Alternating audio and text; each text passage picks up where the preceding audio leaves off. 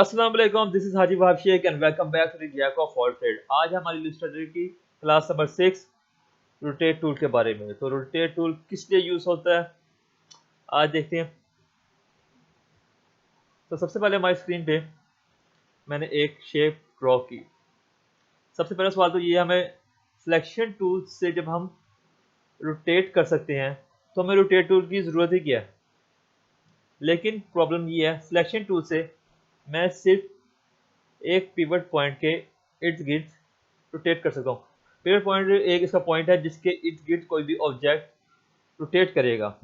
मतलब इस शेप के इस वक्त सेंटर में है। अगर मैं इस शेप को इस साइड से रोटेट करना चाहूँ तो वो रोटेट टूल के बगैर मुमकिन नहीं है। रोटेट टूल आपको अपने टूल पैनल में मिल जाएगा, उसको मैं सिलेक्ट किया और बीच में उसके आपको एक लाइट ब्लू मैजेंटा से कलर का एक पॉइंट नज़र आ रहा होगा उसके सेंटर में। अगर मैं इस पॉइंट को उठाकर किसी और जगह रख दूँ और फिर इस शेप को पकड़ के रोटेट करूँ तो वो इस पॉइंट के इर्द गिर्द रोटेट कर रहा है। मैं अगर इसको किसी और जगह पे रखूँ तो ये ऑब्जेक्ट उसके इर्द गिर्द रोटेट करेगा। ये ज़रूरी नहीं है कि वो उसका पिवट पॉइंट ऑब्जेक्ट या शेप के अंदर ही रहे। मैं चाहूँ तो उसको उठा के बाहर किसी जगह पर रख सकता हूँ और फिर रोटेट कर सकता हूँ।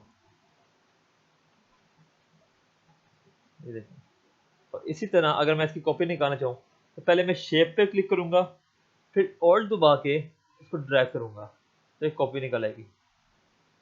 पहले शेप को क्लिक करना है, फिर ऑल्ट दबाना है। उसकी वजह क्या है, अगर मैं वैसे ही ऑल्ट दबा के किसी का क्लिक करूँगा तो एक पैनल खुल के आ जाएगा। वो मुझसे पूछेगा कि किस एंगल पर इसको रोटेट करना है। इसको भी हम देखते हैं। तो कॉपी मैंने इसकी सॉरी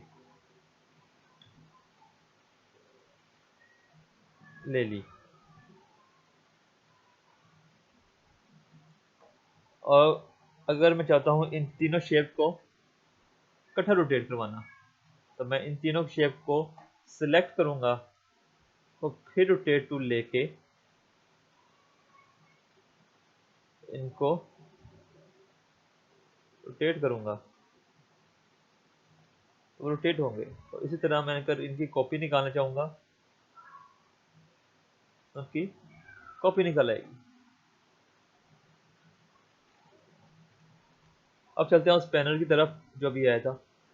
उसके लिए सबसे पहले मैं अपने क्लिप्स टूल से एक ओवल बना लिया।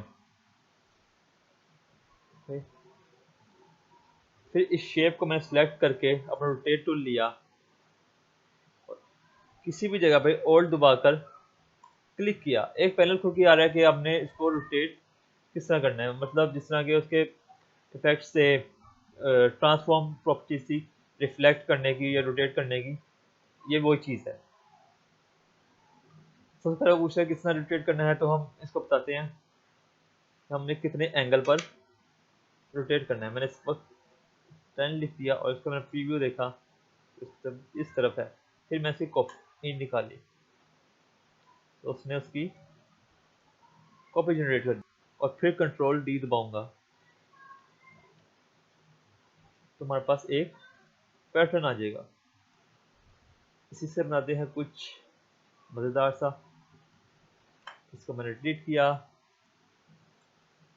फिर एक ओवल बनाया। उसके बाद मैंने अपने एंकर पॉइंट लेके इसके ऊपर और नीचे के एंकर पॉइंट से कर्व ख़त्म कर दिया। सॉरी ये थोड़ा ज़्यादा बारीक बन गया। फाइन। अब मैं यहाँ पे एक सर्कल ड्रॉ करता हूँ एज अ गाइड। और जो ये मेरे लीफ का सेंटर पॉइंट है वो पूरा सर्कल के ऊपर रखता हूँ। अब ये पीछे इस वजह से किया है गया है क्योंकि मैं सर्कल मैंने बाद में ड्रॉ किया और जो चीज़ बाद में ड्रॉ हुई हो वो ऊपर की तरफ ही आती है। तो मैं इस लीफ को अरेंज में जाके ब्रिंग टू फ्रंट कर देता हूँ, वो चीज़ ऊपर आ जाएगी। अब मैंने स्लीव को सिलेक्ट किया और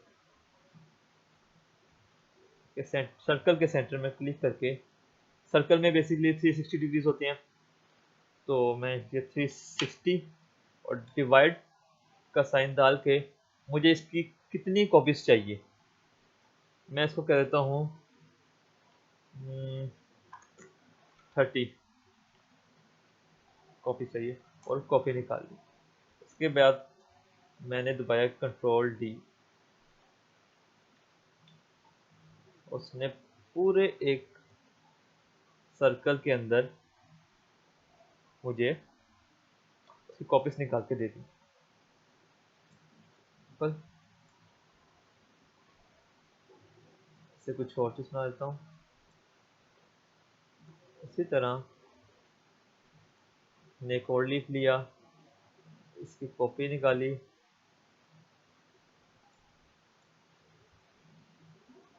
इन दोनों को थोड़ा सा रोटेट करके ग्रुप कर दिया।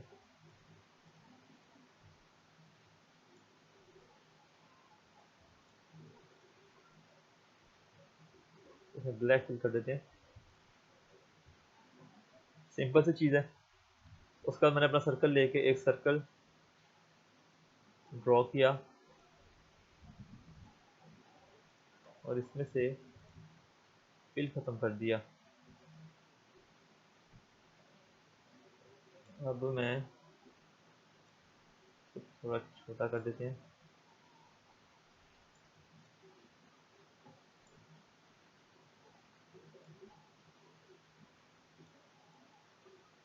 और उसको पूरे लाइन पे रख दिया। इसको मैंने क्लिक किया और रोटेट टूल लिया और सर्कल के सेंटर में और दबा के क्लिक किया, 360 डिवाइडेड बाय 35 एंड कॉपी। और सॉरी, एक गलती मेरे से ये हुई है, मैंने अपनी शेप को सिलेक्ट नहीं किया होता।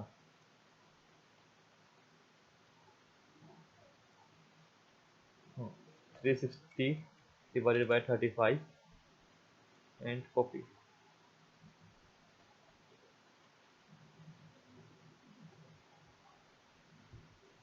ये हमारे पास एक बड़ा अच्छा सा पैटर्न बन के आ गया है। इसी तरह आप बहुत से पैटर्न बना सकते हैं, जैसे कि ये। अब इसको मैंने किस तरह बनाया है और ये शेप्स किस तरह बनाई हैं, अगर ये अभी मैं बताने बैठा तो वीडियो बहुत लंबी हो जाएगी, इसलिए ये चीज़ देखते हैं हम अपनी अगली क्लास में। तब तक के लिए अल्लाह हाफिज़।